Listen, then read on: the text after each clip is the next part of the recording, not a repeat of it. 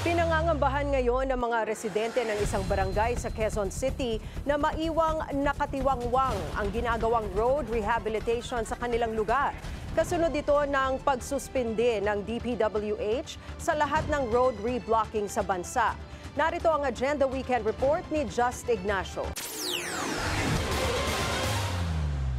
Maputik ang kalsadang ito sa First Street Bitoon Circle, Barangay Commonwealth sa Quezon City dahil sa isang roadworks ng Department of Public Works and Highways. Sa entrada ng kalsada, makikita ang project permit ng DPWH Quezon City 1st District Engineering Office. Ang nakalagay na pangalan ng proyekto, Rehabilitation of Road at West Side Barangay Commonwealth, Quezon City. Si Jong Espelita na mahigit 4 na dekada ng residente ng nasabing lugar, ibinahagi na mismong ang Homeowners Association na rin kasi ang humiling na maayos na ang tila hindi malakaran nilang kalsada noon. Kalsada namin is baku-baku siya na hindi maayos. Kaya nag-request yung homeowners na paayos. Akala mo pag umakyat ka, itutulak ka dahil malubak-lubak talaga. Nung araw, nung lumipat kami dito, putik talaga. May kadena yung aming mga sasakyan ng gulong. Lagyan ng kadena para makaakyat. Bunsod nito, nagkaisa sa desisyon ng mga residente na mapaayos na ang kalsada. Actually po, 4 na street na pang-4 na po itong ginawa ni Sir Tulfo. Ito na po ang huli.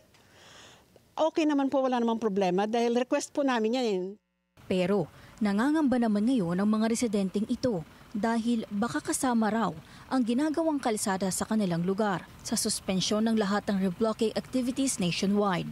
Sana nga exempted kami kasi ito na lang kawawa yung mga tao, perwisyo talaga. Sinusubukan pa kunin ng Billionaire News Channel ang pahayag ng DPWH 1st District Engineering Office ukol dito. Nito lamang Biyernes, inanunsyo ni DPWH Secretary Vince Dizon ang suspensyon ng road reblocking works sa buong bansa. Matapos makatanggap ng mga ulat, kaugnay ng mga binabakbak na kalsada para ayusin muli kahit na wala naman itong sira. Okay. So, effectively now, I will be suspending all reblocking activities. No? Pinapasuspend ko and gagawa ako ng bagong department order on reblocking.